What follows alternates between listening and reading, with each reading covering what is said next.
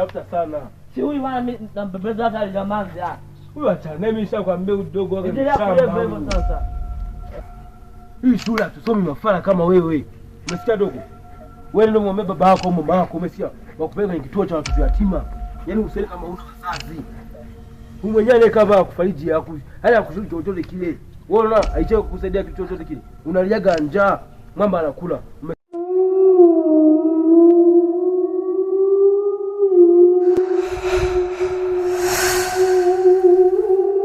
Umesikia dogo?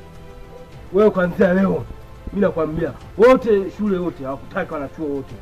Wachuo wote hawakutaki kwa sababu uko mchafu, darasa unanuka. Kwanza sijui dogo mimi siku ile. Hivi unaogaga kweli wewe?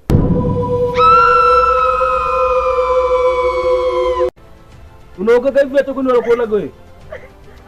Umezidi kukonda hapa. Wewe mwenyewe ulikuwa umekaa naye hapa hadi umeshamtia harufu na yeye. Hapa wanachuo watamchukulieje? Dogo umesikia dogo? Umesikia dogo unaoga? Dogo unaoga dogo. So yelia hapa wasikia? Waambia wazazi wako peke.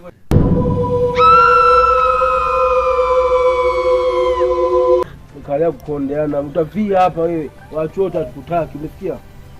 Umesikia dogo? Lazima utakuja tukuwekea hata sumu afu tukupe kinywaji chochote kitu tunakuwekea sumu afu unakufa. Kaa kutulia hapa. Oh, rafiki yako huyo. Rafiki yangu wapi huyo baba? Mshamba huyo. Umesikia hama shule. Klasi vile hata shule. Yaani kabisa. Ada yenyewe hivyo walipa wewe.